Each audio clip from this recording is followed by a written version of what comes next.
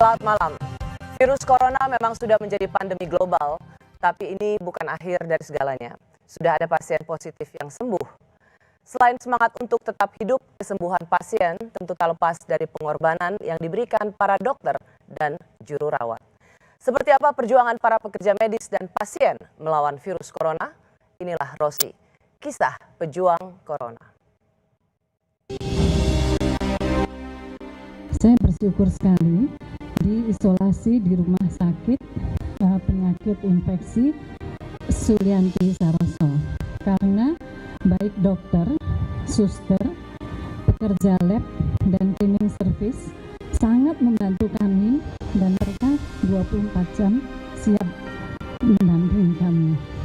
Dan saya ingin sekali pemerintah memberikan penghargaan, apresiasi, dan insentif untuk mereka yang 24 jam di garda depan dan mereka masih akan kerja terus, saya nggak tahu mungkin 6 bulan atau apa, dan mereka juga punya family, punya keluarga. Saya mohon perhatian untuk mereka karena mereka luar biasa kerjanya.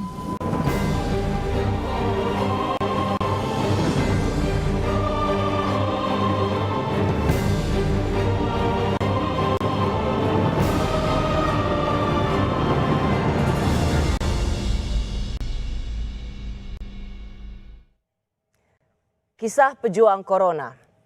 Mereka yang berjuang melawan virus corona. Komentar warganet silakan mention @Kompas TV. Hashtagnya adalah pejuang corona. Live streaming seperti biasa bisa Anda saksikan melalui kompas.tv/live. Malam ini Rosi hadir berbeda. Kami tak mengundang penonton seperti biasa dan saya akan mewawancarai narasumber saya malam hari ini secara jarak jauh. Ketika awal Maret lalu, Presiden Jokowi mengumumkan ada pasien positif corona di Indonesia, publik geger. 2 orang yang dinyatakan positif itu adalah seorang ibu dan anak perempuannya.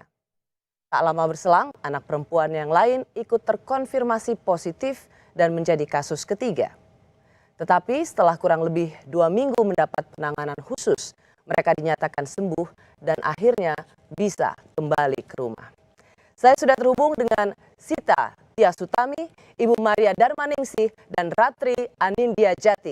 Mereka yang dulu disebut sebagai pasien 1, 2, dan 3. Selamat malam Bu Maria, Mbak Ratri, dan Mbak Sita. Selamat malam, Mbak Ratri. Hai, kita akan terhubung melalui Skype. Rasanya mungkin visual Anda belum dapat disaksikan di layar, tapi kita akan terus mencoba supaya penonton Rosi bisa menyaksikan Anda secara langsung.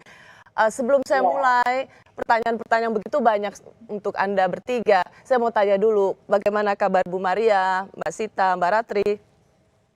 Baik, alhamdulillah, dan kami semakin sehat, pelan-pelan recover, dan pelan-pelan recover, menyesuaikan diri lagi dengan kehidupan biasa. Kehidupan biasa, ya. Kalau saya dengar suaranya itu pasti suara Bu Maria. Iya, betul. Suara yang udah agak-agak terpok gitu ya, Mbak. Oh. Matang. Suara yang paling bijaksana di antara lain. Aduh. Ya, ketika Presiden, kalau kita kilas balik, ketika Presiden mengumumkan pasien pertama dan pasien pertama corona di Indonesia itu pasien pertama adalah Mbak Sita, pasien kedua adalah Bu Maria. Sontak kemudian geger karena kemudian virus corona sudah masuk ke Indonesia. Bagaimana Anda menggambarkan perasaan Anda waktu itu ketika seketika Anda menjadi sumber berita? Halo, iya? Ya. Saya dulu? Silakan. Ya, oke. Saya dulu ya. Jadi waktu saya sebetulnya jarang nonton TV, tapi ketika itu memang di ruangan isolasi, menghibur diri, buka TV, tahu-tahu ada pengumuman Presiden. Saya rasanya jantung saya copot dan langsung darah saya naik. Tapi saya tiba-tiba sadar bahwa dalam kehidupan ini, semua hal yang duniawi yang kita kejar selama ini, tiba-tiba hilang sekejap. Dan yang ada adalah hubungan saya dan Gusti Allah. Mhm. Jadi saya merasa semua nggak ada yang penting, kekayaan, karier, kecantikan, ini dan itu nggak ada nggak kelihatan. Perasaan saya hanya ada yang hubunganku sama Tuhan, sama Gusti Allah. Dan corona ini nggak memandang agama, ras, budaya apapun. Mhm. Ya begitulah rasanya. Saya sebagai debu yang nggak bisa apa-apa dan saya harus menerima ini dan mengalaminya. Ya, Aha. itu sih. Nah, tapi gini, jadi waktu down itu memang apalagi ketika tiba-tiba di kompleks saya rame, di WhatsApp grup kompleks itu ribut sekali. Tapi saya beruntung sekali punya RT yang luar biasa dan isinya adalah Anis Hidayat, di mana mereka mengkoordinasikan semuanya jadi menjadi tenang ya untuk menghadapinya gitu. Oke, Menjaga rumah juga. Rumah dijaga, Kominfo datang, dinas peternakan juga anjing kami diurusin. Semuanya itu jadi ada koordinasi yang luar biasa. oke. Bu Maria, Mbak Ratri, Ya. dirawat di ruang isolasi. Orang membayangkan betapa seramnya. Bisa ceritakan nggak seperti apa Anda menjalani perawatan di ruang isolasi itu? Oke, jadi memang awalnya tuh kami juga waktu proses dibawa ke ruang isolasi kan yang pertama itu saya dan ibu. Jujurnya kita takut banget sih karena bayangannya ruang isolasi menyeramkan dan biasanya yang di isolasi itu kan yang udah sakit banget sampai misalkan nggak bisa ngapa-ngapain tempat tidur gitu. Cuman pas kita sampai itu benar-benar perawat-perawatnya tuh baik-baik banget di tempat kami dirawat. Jadi dari pertama kami datang aja itu sudah sesuatu yang menenangkan dan kemudian sampai di ruang isolasi pun ya itu sih ya rasanya kesepian ya karena kita benar-benar aku jadi terpisah dari ibu. Cuman selain itu sih tidak semenyeramkan yang orang-orang pikirkan untuk diisolasi karena memang ya bedanya kita nggak bisa berhubungan dengan dunia luar saja, tapi saya tetap tiap hari bisa teleponan sama ibu, sama Mbak Ratri, sama keluarga dan teman-teman terdekat untuk menyemangati kami gitu. Dan ya itu yang saya garis bawahi, perawat, dokter, sampai orang lab dan cleaning service-nya pun juga mereka selalu baik-baik banget sama kita gitu. Dan saya dengar memang pengobatan yang Anda terima, apakah itu untuk Bu Maria, Mbak Ratri, dan Mbak Sita itu berbeda satu sama lain ya, tergantung dengan kondisi yang dialami masing-masing pasien. Iya, jadi kalau itu tuh memang sepertinya obatnya yang paling banyak itu saya, karena meskipun saya hanya batuk aja, tapi memang pas segala berita-berita itu, pas awal-awal berita miring tentang saya keluar, memang akhirnya saya jadi drop lagi gitu kan ya kesehatannya gitu, batuknya jadi agak lebih parah, mual sampai nggak bisa tidur, sampai muntah lagi gitu. Jadi dan juga saya ada bronkonemonianya yang agak lumayan lama nggak hilang-hilang. Jadi kalau saya pribadi itu dari nebulizer, antibiotik ada di infus dan yang disuntik sama yang diminum, ada obat batuk, obat mual, obat lambung. Kalau Mbak Ratri bahkan nggak diinfus coba Mbak Ratri. Karena kebetulan pas masuk ke ruang isolasi itu, saya sebenarnya sudah seminggu sembuh dari demam dan hanya sisa dahak sedikit. Jadi waktu saya bilang, setiap hari kan oleh dokter ditanya keluhannya apa. Saya cuma bilang saya hanya ada dahak aja dokter, suster gitu. Ya lalu dikasih FG Troche, obat batuk, racikan, dan vitamin. Vitamin itu setiap hari untuk imun booster. Tapi kalau misalnya saya tanya ke dokter ya kan kebayang ya Mbak, maksudnya saya aja 10 hari itu begah, ibu sama Sita 13 hari. Nah setiap hari ada dokter saya selalu cecer aja pertanyaannya apa gitu, dokter ini ada apa sebenarnya. Nah setiap hari mereka jawabannya sama, virus itu kan self-limiting disease, jadi Mbak harus tenang, harus banyak air minum air putih ya, terus istirahat yang cukup, dan ya harus menenangkan diri supaya daya tahan tubuhnya cepat naik gitu. Karena memang nggak ada obat khusus untuk virus. Jadi ini bukan soal vaksin, bukan soal apa. Jadi memang ya itu virusnya harus dihilangkan dengan hal-hal yang sebenarnya simpel tadi itu. Jadi memang belum ada vaksin yang bisa menyembuhkan. Obat yang diberikan di rumah sakit adalah untuk mengembalikan imunitas tubuh. Itulah yang kemudian menghilangkan virus dari dalam tubuh. Iya, dan menangani setiap gejala pasiennya apa saja, kan setiap pasien berbeda. Apalagi kalau kita beruntung tubuh kita semuanya sehat dan tidak punya penyakit bawaan. Gitu, Mbak. Ya, Bu Maria, Mbak Ratri, dan Mbak Sita, kita akan break sebentar sambil kita tunggu semoga visual Anda melalui Skype bisa berhasil. Kami kembali saat lagi.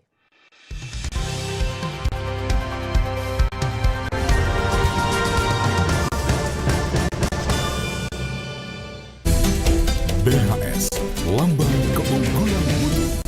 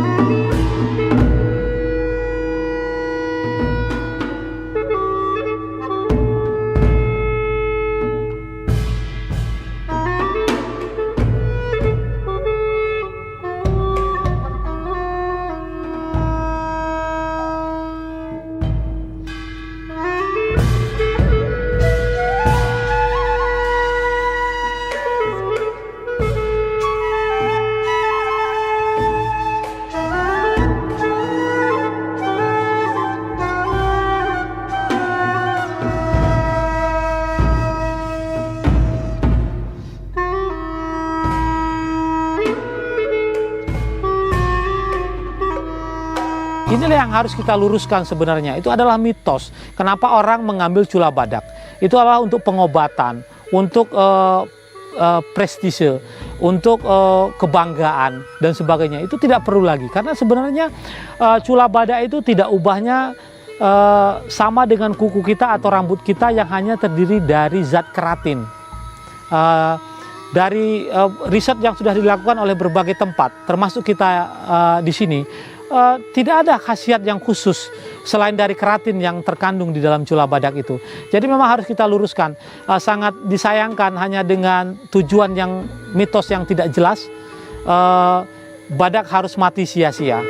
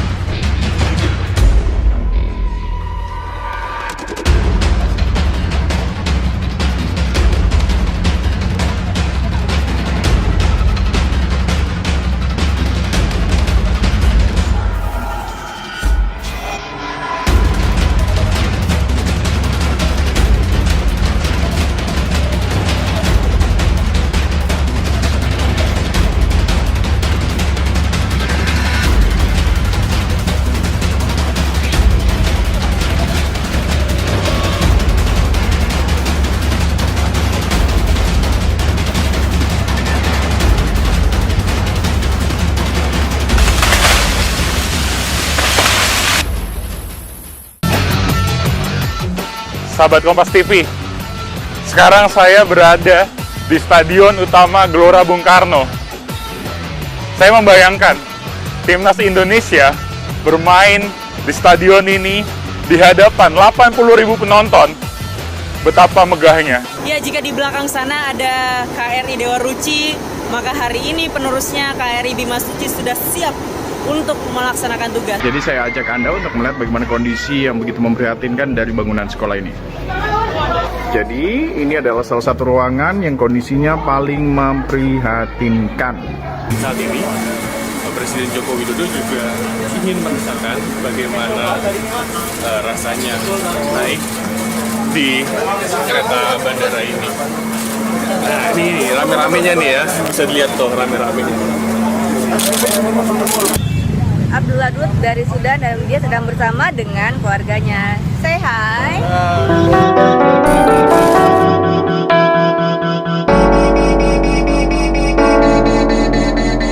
Saya membuat mata palsu karena anak saya pengguna mata palsu juga. Dia divonis kanker mata waktu umur 1,5 bulan.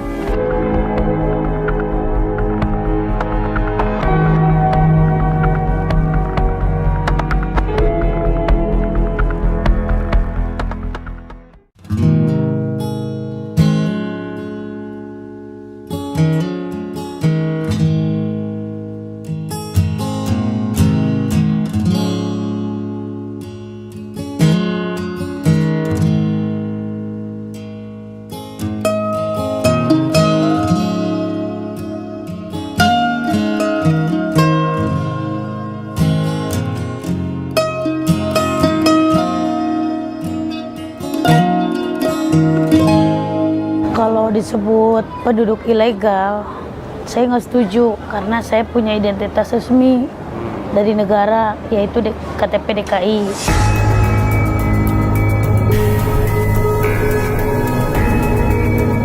Ini adalah kisah pejuang corona, mereka yang berjuang melawan virus corona. Silakan warganet mention @Kompas TV, hashtagnya adalah pejuang corona, live streaming di kompas.tv/live. Malam hari ini secara khusus saya akan mewawancarai pasien yang dulu dikenal atau disebut dengan pasien 01, 02, 03, yaitu Sita Tiasutami, Ibu Maria Darmaningsih, dan Mbak Ratri Anindya Jati. Hai, akhirnya saya bisa melihat gambar Anda bertiga. Halo. Oh, saya dengar di Depok hujan ya? Iya, Iya. rumah kita kayak hutan, Mbak. Jadi sinyalnya kadang kalau hujan susah. Oke, saya ke Mbak Sita dulu. Ketika sudah diumumkan Presiden sebagai ada 2 pasien corona yang positif, beredar di WA Group, halo semua, saya Sita yang dikabarkan positif corona. Yes, yang fotonya barusan disebarin di grup ini. Maaf, dari tadi siang saya nggak komen apapun karena saya bingung sekali. Saya lihat di TV soal saya dan ibu saya positif corona. Saya mau make sure dulu, ini benar dari Sita ya? Iya, itu betul dari saya, Mbak. Apa yang membuat Anda harus memposting ini, menjelaskan ini, Sit? Oke, jadi itu kan emang waktu diumumkan itu shock banget karena belum ada kejelasan gitu kan. Jadi dengarnya benar-benar lagi tiduran di kasur, tiba-tiba ada di TV diumumkan 2 pasien corona dan pas suster masuk juga aku juga nanya, ini ada siapa lagi selain kita berdua? Oh, nggak ada, cuma Mbak sama Ibu. Jadi berarti yang diomongin aku sama Ibu dong gitu kan. Itu antara percaya nggak percaya, terus dalam hitungan menit di semua WhatsApp grup itu identitas kami terbongkar kan dengan inisial, umur, dan alamat rumah gitu. Dan karena Ibu tokoh budaya gitu kan, semua orang banyak yang tahu rumah kita di mana gitu. Jadi langsung banyak banget WhatsApp yang menanyakan kabar kami, kebanyakan positif gitu. Nah cuman tiba-tiba semuanya bilang, Vita jangan buka-buka WhatsApp grup, jangan buka sosial media, nanti stres apa ini itu. Oke, aku nggak buka apa-apa, cuman tiba-tiba di WhatsApp grup yang isinya ada banyak sekali orang dan banyak yang saya nggak kenal, itu bolak-balik tanya, ini siapa sih gitu. Ini siapa sih, kita perlu tahu biar kita tahu harus stres apa enggak, apa ini itu. Dan aku diem aja, aku nggak bales sama sekali, sampai kira-kira di jam 7 malam, ada salah satu orang di grup itu ngepost foto saya, ada 2 foto saya yang beredar. Di situ aku merasa, wah kok orang di komunitas aku sendiri gitu kan, maksudnya kan ada berbagai komunitas yang aku ikutin gitu, kok juga Anda melihat itu lancang ya? iya, aku langsung wah ini nggak bisa didiemin kayaknya gitu kan. Jadi aku emang nggak kenal sama ibu ini yang ngepost foto saya gitu. Cuman aku merasa oke, ini waktunya aku ngomong sesuatu gitu. Dan sebenarnya aku WhatsApp gitu ya emang hanya untuk grup itu aja, nggak ada maksud untuk jadi viral. Tapi tiba-tiba dalam 5 menit WhatsApp itu balik ke aku, Tita ini benar ini lo gitu. Aku langsung ya ampun, internet seperti itu gitu. Iya. Dan Anda saat itu padahal lagi dalam proses penyembuhan. So I would appreciate. Banget. Yeah, so I would appreciate if people I know of who are in the same group as me would respect my privacy and help me get through this instead of putting more stress in my head. Saya dengar Anda bahkan nangis berhari-hari karena tekanan dan hujatan yang luar biasa. Saya mau ambil contoh misalnya di Instagram Anda, Mbak Sita. Ada 1.000 lebih komen, banyak yang mendukung, tapi juga nggak sedikit yang menghujat, menghakimi Anda, dan dikaitkan dengan profesi Anda. Sehingga profesi Anda, penari begitu, dikaitkan dengan penyakit atau mengapa Anda tertular? Apa yang bisa Anda jelaskan di sini? Oke, sebenarnya awalnya tuh aku lumayan terpukul gitu dan ya anxiety ya. Cuman kami sih berusaha untuk terus ngomong positif gitu, dan dengan netizen yang itu pas mulai itu baru semalam gitu ya, yang aneh-aneh itu kan. Sebenarnya dari pas awal positif juga udah dikaitkan, cuman kami untungnya tuh ada Mbak Ratri di sini yang jago public diplomacy dan bisa ngomong depan umum dari bagian saya gitu. Saya agak emosional orangnya soalnya. Akhirnya dari kebocoran identitas itu yang awalnya membuat saya sangat terpukul, akhirnya dengan cara Ratri yang berusaha untuk menyebarkan positivity mengenai corona, memberi semangat dan menjelaskan berbagai hal yang sebatas kami tahu tentang corona, akhirnya ya itu yang tadinya aku lock semua sosial media aku, akhirnya aku buka lagi karena aku pikir ya udah toh ini satu Indonesia istilahnya udah tahu muka aku dan sosial media aku, jadi ya udah kita buat sebagaimana mungkin, ambil positifnya aja. Dengan naiknya banyak followers itu sampai aku juga lumayan overwhelmed gitu ya.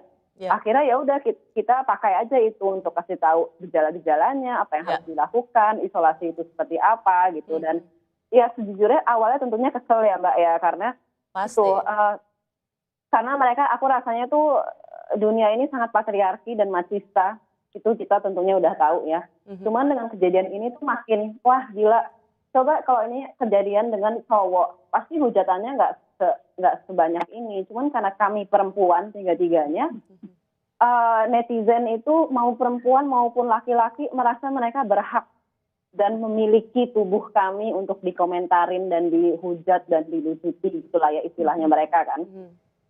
Itu sih awalnya membuat aku sedih, cuman ternyata yang belain kami banyak banget, jadi akhirnya mereka saling berdebat di page saya gitu kan, sampai akhirnya aku pikir aduh ya udah deh nggak usah aku tanggepin gitu, yang penting kita tetap menyebar positivity. Iya. Gitu. Energi perempuan yang justru harus menebar energi positif, energi kegembiraan, energi harapan. Saya salut sama Mbak Sita karena ada 1.000 lebih komen, banyak orang atau public figure dia lock itu, dia bikin privacy atau komennya di lock. Tapi Mbak Sita membiarkan itu terjadi. Saya baca aja, wow, orang Indonesia bisa sadis banget ya memberikan komentar. Tapi tadi dapat kekuatan dari Mbak Ratri. Mbak Ratri juga merasa kalau ini perempuan sengaja postingannya foto dengan baju kostum tari yang kemudian diasosiasikan lagi. Apa yang Anda lihat? Bagaimana kemudian pasien corona stigma dan kemudian profesi ini perempuan juga kemudian distigmatisasi? Kalau menurut saya sih sebenarnya ya secara global emang kita hidup di dunia yang patriarki, tapi sejujurnya kalau menurut aku masyarakat Indonesia tuh malah lebih emansipasi terhadap perempuan daripada misalnya dunia-dunia barat yang kebetulan di mana emang aku mengalami hidup di Eropa dan di Amerika. Sebenarnya saya lagi liburan Mbak di sini. Tapi karena ya itulah negara kita emang lama-lama secara budaya kan ada kata-kata seperti kayak ya kalau laki-laki bandel ya nggak apa-apa lah gitu, dan mungkin ada pihak-pihak agama yang lebih membuat bahwa laki-laki itu lebih bisa membuat aturan dalam society dan masyarakat kita. Ya. Jadi memang aku nggak mau nuduh atau apa, ini emang sudah kejadiannya begini, dan ya mungkin bisa sih diambil asumsi bahwa oke, kalau memang ini pasiennya laki-laki, komen-komennya mungkin nggak akan sejahat itu gitu. Ya. Saya mau tanya ke Mbak Ratri, kan yang diumumkan kan pasien 01 yaitu Mbak Sita dan juga 02 Bu Maria. Boleh sedikit cerita nggak Mbak Ratri itu bisa tertular dari mana ya? Kalau ditanya gitu ya Mbak, kita tuh sebenarnya nggak ada yang bisa jawab. Nggak bisa ya? Karena kita nggak bisa menerka-nerka gitu ya, wah waktu itu dapatnya komunikasi sama siapa gitu. Iya, karena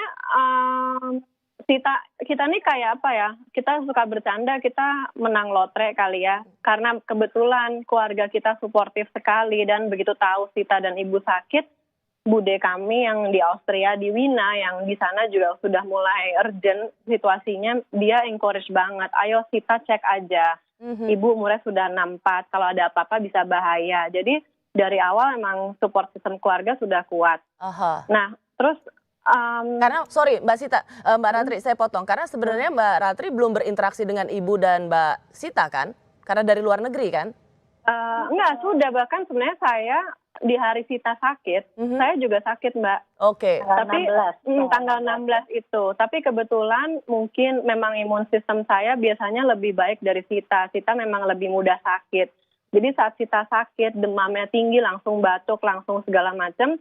Saya cuma demam 37,4,5 maksimum, dan saya sembuh dalam waktu seminggu.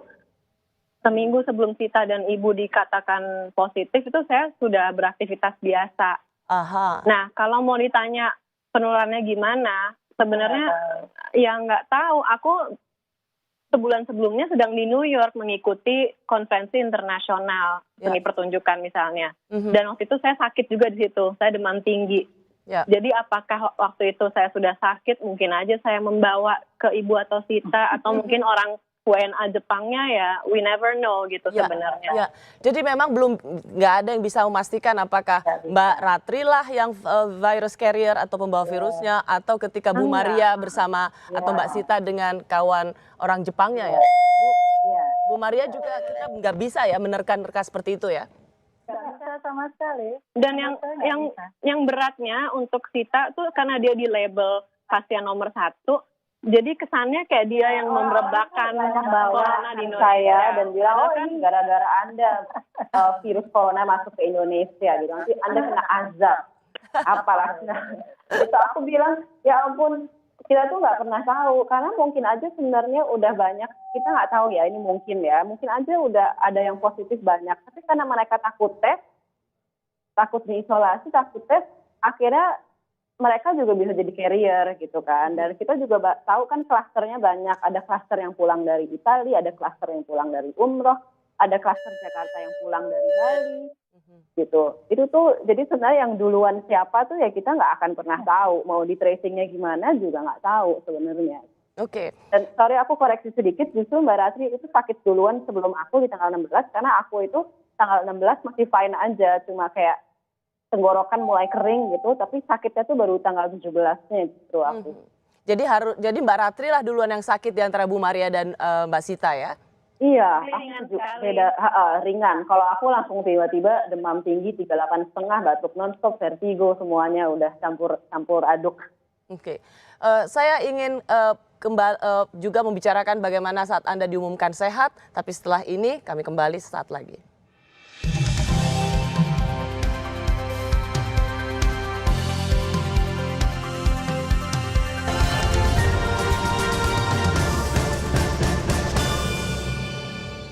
Wow, baru Fitbar Tiramisu dengan multigrain, paduan oats, cornflakes, dan rice crispy. Dibalut dengan saus tiramisu. Penuh kelezatan. Fitbar, delicious multigrain bar. Kilaf sama makanan. Gue sih sering banget. Terus ya nyesel banget sih. Habis makan langsung Benekol. Planstanol esternya hajar kolesterol dari makanan yang habis kita makan. Nutrif Benekol. Cara enak turunkan kolesterol. Luxurious. Elegance with every step. Detailed craftsmanship.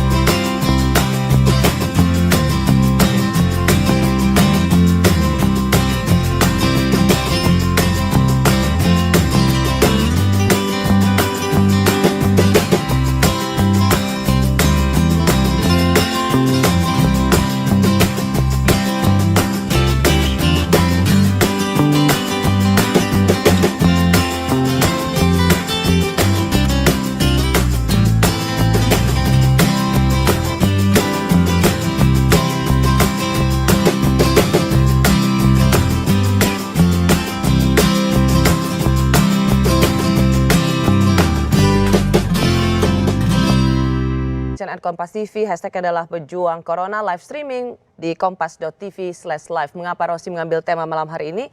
Diawali dengan wawancara saya yang sudah di bagian ketiga ini dengan mereka yang dulu disebut sebagai pasien 1, 2, 3, Mbak Sita Tia Sutami, Ibu Maria Darmaningsih, dan Mbak Ratri Anindya Jati. Pada saat diumumkan oleh Menteri Kesehatan pasien 01, 02, 03 sudah sembuh, saya mau tanya dulu siapa di antara bertiga yang sembuh duluan sebenarnya? Kalau dengar dari media di TV waktu itu kita nonton, memang saya yang dikatakan sembuh, tapi masih nunggu kapan boleh dipulangkan. Oh, sorry. Jadi dengarnya bukan dari dokter, dari media? Iya, awalnya begitu. Lalu besoknya, karena ini Mbak, bukan masalah miskomunikasi atau apa, tapi masalah jam jaga dokternya, kapan bergilirnya, gitu. Jadi begitu saya dengar hari sebelumnya, lalu besoknya saat dokter datang, kita dikasih tahu. Oke. Saya dan Sita kebetulan boleh pulang di hari itu barengan. Oh, boleh pulang di hari itu? Dan Ibu berarti belum boleh pulang? Ya, itu Jumat tanggal 13. Kalau gitu saya pengen tanya, bagaimana menerima kabar gembira seperti ini? Satu sisi Mbak Ratri sembuh, Mbak Sita sembuh, ini adalah kabar gembira. Tapi ada ibu yang belum sembuh dan nggak boleh pulang. Iya, saya sih waktu dokter datang dikabari gitu, saya bilang, oh gitu ya dok, tapi ibu belum bisa pulang. Dan saya polos aja nanya, boleh nggak sih kita nginep semalam lagi? Aku nggak tahu dokternya reaksinya gimana, karena kan pakai APD. Tapi lucunya terus Pak Yuri sore itu bikin pernyataan bahwa pasien 1 dan 3 sudah boleh pulang, tapi ingin menunggu pasien nomor 2 supaya mereka bisa pulang bersama. Tapi itu kayak dagelan ya, tapi buat kita. Tapi akhirnya aku sama Sita pulang duluan karena ibu memang ternyata belum negatif. Jadi kita khawatir waktu itu. Dan pasien ngantri, isolasi pasien ngantri. Iya, dan banyak pasien ngantri juga untuk masuk. Kasihan kalau misalnya mereka nggak dapat ruangan. Tapi saya iya, tentunya. Tapi saya dapat cerita bahwa pada saat waktu mau diumumkan itu, baik Mbak Ratri maupun Mbak Sita sebenarnya belum yakin ibu itu bisa hasilnya baik atau sembuh, tapi toh tetap membawa kebaya. Apa ini? The power of believing, kekuatan bagi mereka yang percaya? Iya, oh ya. Jadi sebetulnya Sabtu malam kita dikabari oleh Direktur RSPI bahwa hari Senin kami akan ditemukan dengan Dr. Terawan karena akan Menteri Terawan karena akan diberi penghargaan, gitu kan ya sih saya? Karena minta dites harus inisiatif sendiri. Ya, sebagai pahlawan ceritanya gitu. Nah terus begitu saya dengar, saya belum negatif, tapi saya bilang kalau kita ada press conference, marilah kita pakai kebaya. Setuju nggak? Karena saya bukan ibu yang ngatur, tapi saya mengusulkan. Kenapa kebaya? Karena akhir-akhir ini kan banyak gerakan untuk yuk kita pakai kebaya, karena kebaya kan salah satu busana nasional Nusantara, salah satu ya.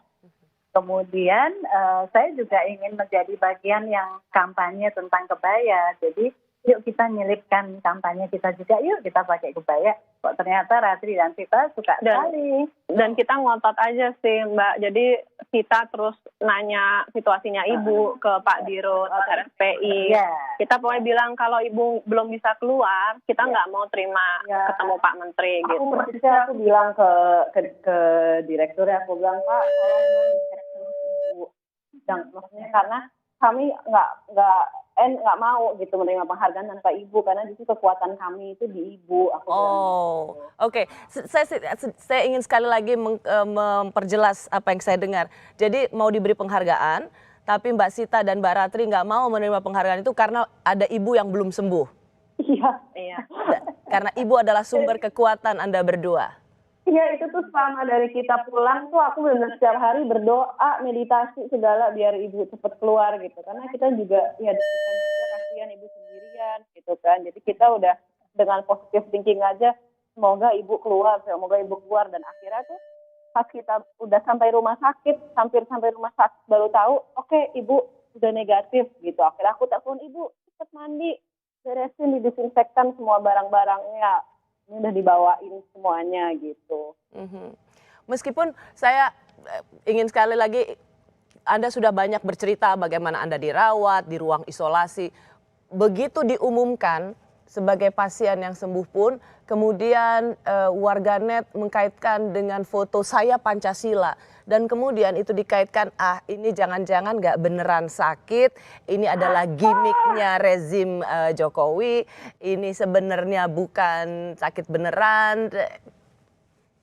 How do you respond? Mbak Ratri aja yang jawab untuk saya ya. Daripada Sita emosi ya, Sit. Iya benar. Jadi kita nggak sampai ke ininya.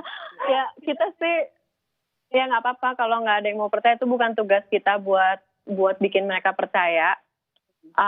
Ini tuh kita beruntung sembuh karena benar-benar kita nggak ada kondisi bawaan penyakit lain, dan masih banyak orang yang berjuang di situ untuk sembuh. Dan sebenarnya kita nggak dapat penghargaan apa-apa sih, itu Pak Terawan hanya ingin menyampaikan kita sudah sembuh. Dan kalau bisa disebut pahlawan corona, itu bukan kita, menurut kita ya orang-orang yang sekarang masih sakit dan dokter, suster, garda depan yang benar-benar itu kita tuh, mereka tuh oke banget secara tim, dan kita pengennya semoga ya orang keluarga mereka, support mereka, ataupun kebetulan keluarga kita support sistemnya baik-baik sekali, tapi kita dengar banyak orang-orang yang sakit corona malah distigmatisasi oleh keluarganya sendiri, lingkungannya sendiri.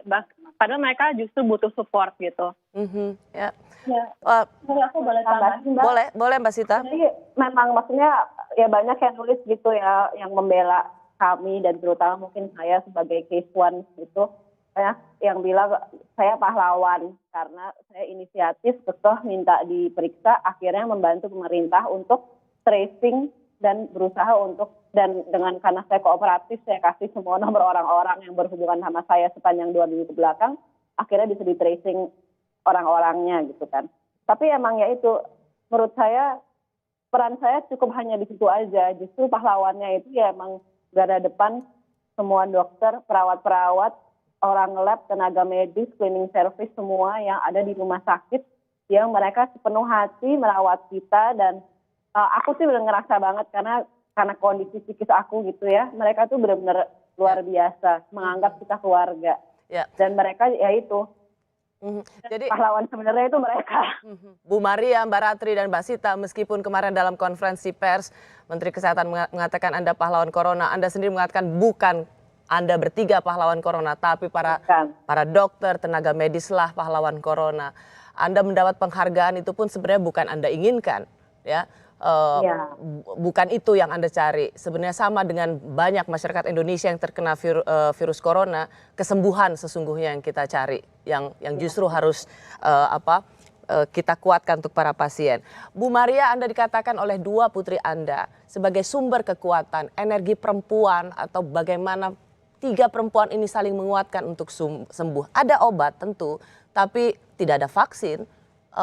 Bagaimana kemudian energi perempuan-perempuan ini bisa saling menyembuhkan? Ya, kalau pengalaman saya sendiri, saya bersyukur mendapatkan cinta yang begitu besar dari ibu saya. Dan saya rasa cinta seorang ibu itu yang membuat seorang anak menjadi anak yang kuat. Dan itu yang saya berikan kepada anak-anak. Jadi ketika awal, itu memang Sita nangis-nangis terus. Saya bilang, kamu stop nangis. Cukup ya, saya bilang. Kita sekarang harus menumbuhkan imun. Kita harus bahagia, kita harus senyum dengan sepenuh hati. Kalau kamu nangis terus, imun itu akan turun. Nah, ini yang saya pesan ke semua orang sekarang ini. Kita harus selalu menumbuhkan kebahagiaan dari diri kita sendiri. Gitu. Nah, ketika kita mulai naik, saya merasa tugas saya selesai, terus saya drop. Nah, gantian. Nah, Ratri yang lebih stabil karena dia tidak terlalu mengalami apa-apa, dan dia yang selalu stabil emosinya. Jadi waktu dia diambil isolasi, saya bilang, Ratri, saya kan sedih banget. Aduh, kamu gimana? Nggak apa-apa? Loh, kamu nggak apa-apa? Nggak apa-apa, kan deket ibu sama Sita, gitu. Jadi saya rasanya, oh ya udah gitu. Berarti satu ini yang harus dibantu. Jadi kita berdua membantu Sita gitu. Jadi dokter sebenarnya buat Mbak Sita adalah Bu Maria dan Mbak Ratri. Soalnya Mbak Sita yang paling galak, Bu Maria. Jadi emosi. Iya, betul. Makasih Mbak, itu ditekankan. Gak apa-apa, sekali-sekali. Emosional nih, rasional nih, penuh cinta gitu. It's okay. Kadang-kadang perempuan memang harus galak kok, Sid. Iya. Oke, terakhir untuk Bu Maria, Mbak Ratri, Mbak Sita, terserah siapa yang ingin bicara. Apa pesan penting? Saya senang mendengar tadi Bu Maria, Mbak Ratri juga sempat bilang bahwa this is not about us. Ini bukan tentang kami lagi. Ini tentang mereka yang masih harus berjuang melawan COVID. So, apa pesan penting yang ingin Anda sampaikan? Kalau saya, sekarang kan ada anjuran 14 hari. Saya ingin sekali bahwa semua keluarga yang harus tinggal di rumah itu mengoptimalkan segala hal yang bisa dilakukan bersama. Karena seperti saya juga, saya sibuk ini, sibuk itu, anak-anak sibuk matematik, anak-anak SD, SMP, pendidikannya ya. Sekarang itu waktunya untuk yuk kita gambar bareng, yuk kita main halma, main ular tangga ya. Jadi mengoptimalkan hubungan antara ibu, suami, bapak, anak, melakukan sesuatu yang kreatif. Itu sangat penting. Dan saya juga healingnya karena saya menggambar selama di isolasi. So it's time to back with the family ya Bu, kembali bersama keluarga yang selama ini bisa jadi terabaikan karena pekerjaan yang begitu sibuk. Saatnya kembali ke keluarga. Aduh, senang banget bisa secara langsung bicara sama Bu Maria, sama Mbak Ratri, sama Mbak Sita. Saya, sorry? Boleh tambah satu poin? Go ahead, sure. Kita cuma pengen sampaikan turut prihatin karena memang angka kematiannya sedang naik dan angka positif corona juga Indonesia semakin menaik. Semoga ya kita sudah melalui, tapi masih banyak orang yang masih mengalami kesulitan untuk overcome penyakitnya dan juga untuk mensupport tadi medical staff-nya. Jadi kalau memang ya kita sih kalau kita bisa kasus kita menjadi pembelajaran buat semuanya, buat pemerintah meningkatkan layanan kesehatan masyarakat, dan buat keluarga saling suportif, dan buat setiap individu memelihara daya tahan tubuhnya, itu aja. Supaya tidak menularkan dan memutuskan tali penularan ini. Kita semua punya tanggung jawab untuk memutus mata rantai gotong royong. penularan. Layanan publik udah ya. Oke, Bu Maria sudah, Mbak Ratri sudah, Sita statement terakhir? Iya, menurut saya itu sih, masyarakat jangan takut untuk tes, jangan takut untuk diisolasi, dan banyak-banyak baca info berdasarkan data dan numbers, jadi bisa lebih tenang menghadapi virus corona itu, dan bahwa kami ini mungkin contoh harapan karena bisa sembuh gitu, bukan sebagai pahlawan, tapi kami ini contoh harapan bahwa kita bisa overcome corona dengan immune system dan ya kekuatan kita sendiri selain obat-obatan yang diberikan oleh tenaga medis. Wow, well said Sita. Terima kasih banyak Bu Maria, Mbak Ratri, Mbak Sita. Kata Bu Maria kita harus bergembira, banyak senyum, saya percaya hati yang bergembira adalah obat mujarab. Terima kasih banyak, stay healthy untuk Anda semua dan kita semua. Bye-bye, thank you, selamat malam. Salah satu garda terdepan penanganan virus corona adalah mereka para tenaga medis. Bagaimana kisah mereka berjuang menyembuhkan para pasien corona? Saya kembali sesaat lagi.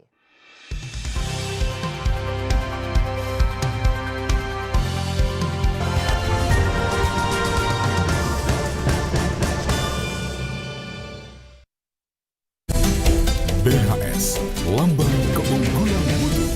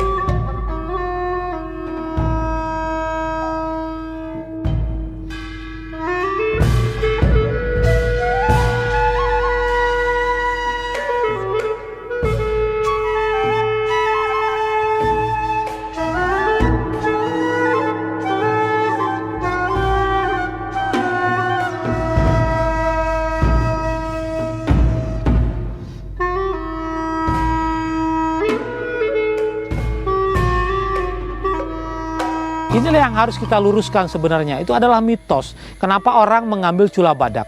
Itu adalah untuk pengobatan, untuk prestise, untuk kebanggaan dan sebagainya. Itu tidak perlu lagi. Karena sebenarnya cula badak itu tidak ubahnya sama dengan kuku kita atau rambut kita yang hanya terdiri dari zat keratin.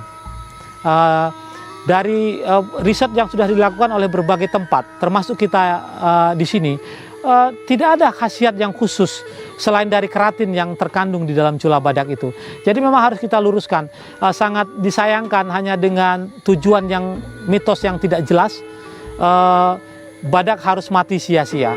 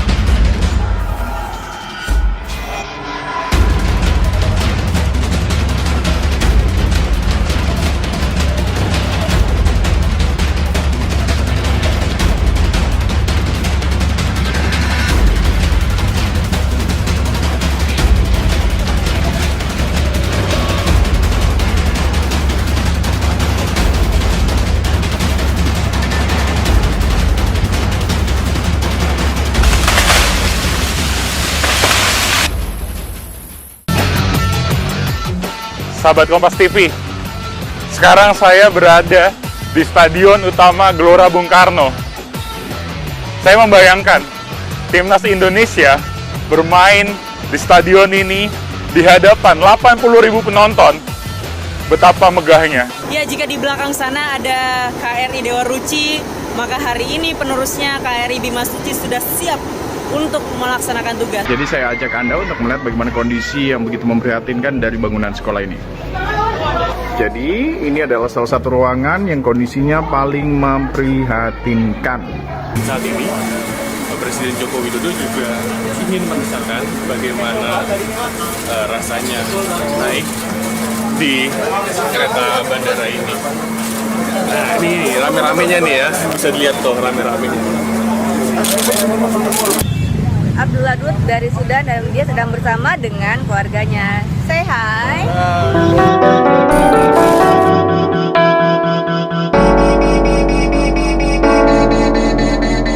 Saya membuat mata palsu karena anak saya pengguna mata palsu juga.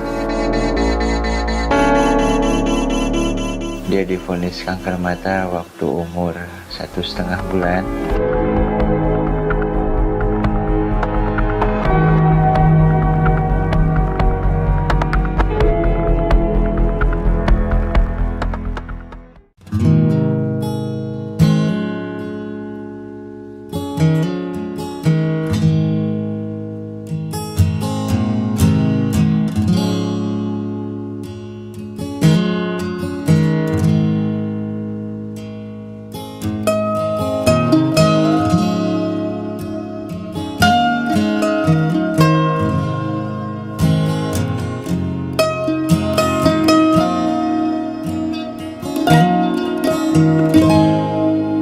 disebut penduduk ilegal, saya nggak setuju karena saya punya identitas resmi dari negara, yaitu KTP DKI.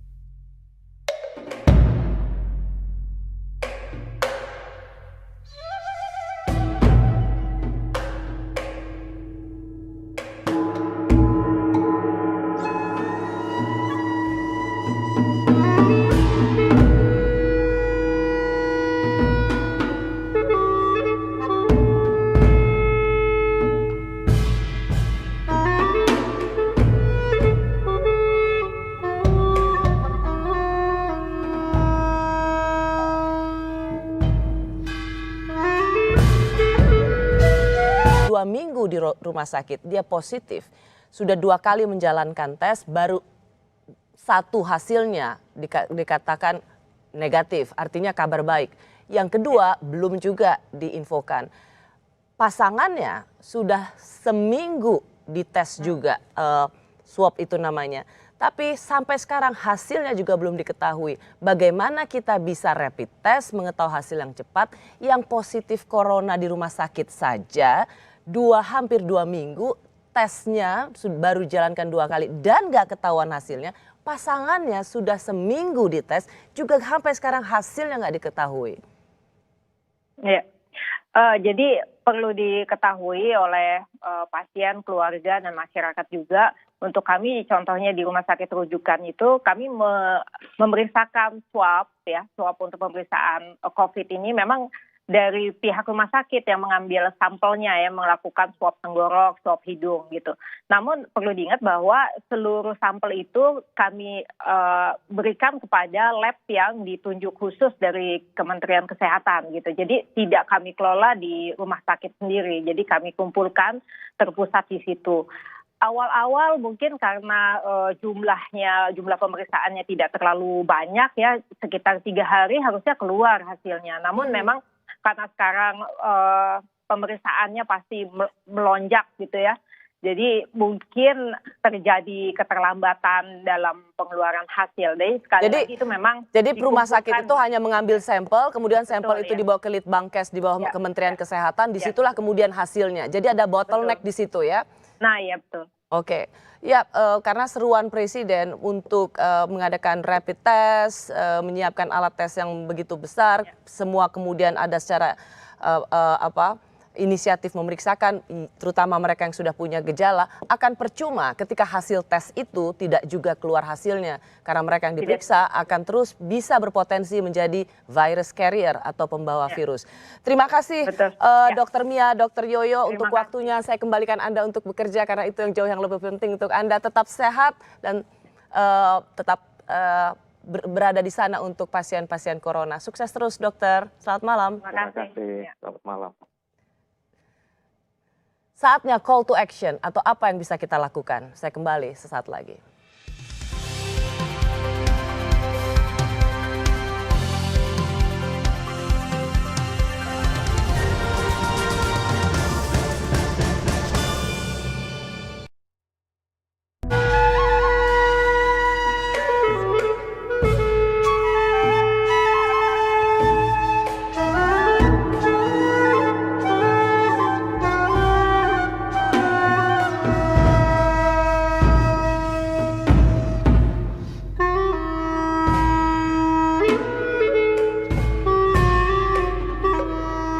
Inilah yang harus kita luruskan sebenarnya. Itu adalah mitos. Kenapa orang mengambil cula badak?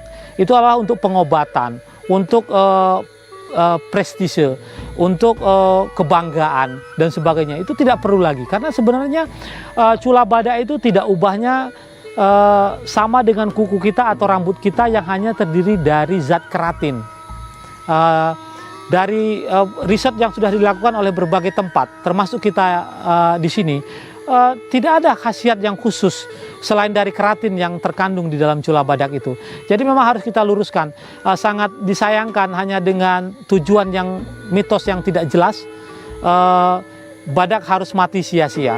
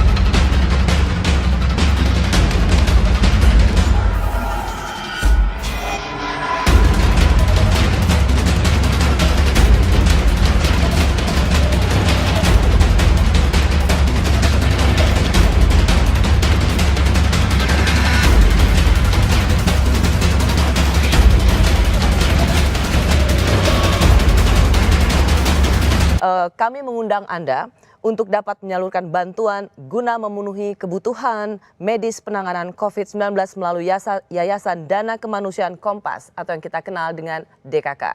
Saya sudah terhubung dengan Rusdi Amral, Direktur Corporate Communication Kompas Gramedia. Selamat malam Mas Rusdi. Selamat malam Mbak Rosi. Biasanya DKK atau Dana Kemanusiaan Kompas itu menyalurkan bantuan untuk bencana alam. Kali ini ikut berpartisipasi untuk membantu kita soal penanganan virus corona ini. Ya Mbak Rosi, jadi ini kita juga anggap sebagai sebuah bencana, bahkan bencana yang lebih besar. Ini adalah bencana kemanusiaan buat kita semua tentunya. Dan ini adalah saatnya untuk kita mendorong, mengajak semua lapisan masyarakat, semua pihak untuk bergerak bersama untuk satu tujuan yang sama, yaitu bagaimana menyelamatkan rakyat Indonesia terhadap serangan virus corona ini.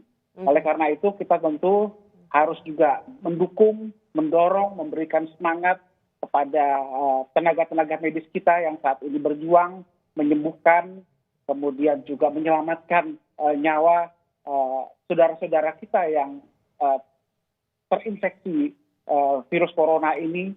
Juga tentu kita mencoba memberikan perlindungan buat masyarakat luas agar tidak banyak lagi korban-korban yang berjatuhan.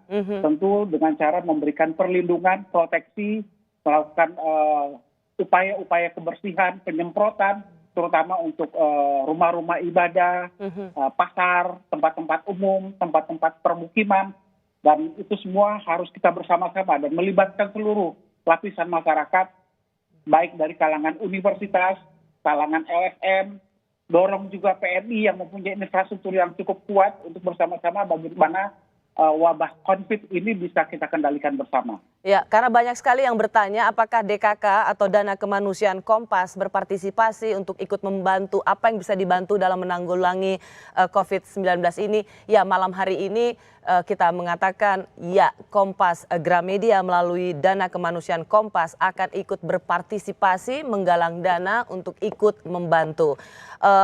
Berapa lama penggalangan dana ini akan dibuka dan Mas Rusdi mungkin langsung bisa mengatakan kemana mereka menyalurkan bantuan? Ya, jadi memang saat ini momentum kita untuk menggalang solidaritas rakyat Indonesia melalui dompet Dana Kemanusiaan Kompas. Jadi dompet Dana Kemanusiaan Kompas mulai akan kita buka esok hari dan itu sudah akan ditayangkan di harian Kompas dan dompet Dana Kemanusiaan Kompas itu bisa disalurkan lewat rekening Bank BCA cabang Gajah Mada Jakarta dengan nomor rekening 0,12 312 1344. Saya ulangi lagi 012 312 1344. Kami berharap dengan solidaritas seluruh masyarakat Indonesia kita bisa bersama-sama menanggulangi musibah ini dan serangan atau wabah virus corona ini bisa kita kendalikan bersama. Baik, terima kasih Mas Rusdi Amral, Direktur Corporate Communication Kompas Gramedia. Selamat malam. Selamat malam. Saya menutup perjumpaan kita malam hari ini. Apresiasi yang setinggi-tingginya kepada dokter, juru rawat, dan berbagai profesi yang tidak mungkin meninggalkan pekerjaannya demi pelayanan publik. Mari kita bantu mereka dengan membatasi diri di rumah atau menyumbangkan apa yang kita miliki untuk membantu para tenaga medis mengalahkan virus ini. Seperti yang banyak beredar di media sosial, I stay at work for you, you stay at home for us. Saya tetap bekerja untuk Anda, Anda bekerjalah di rumah untuk kita semua. Saya Rosyana Silalahi, tetaplah di Kompas TV, independen, terpercaya.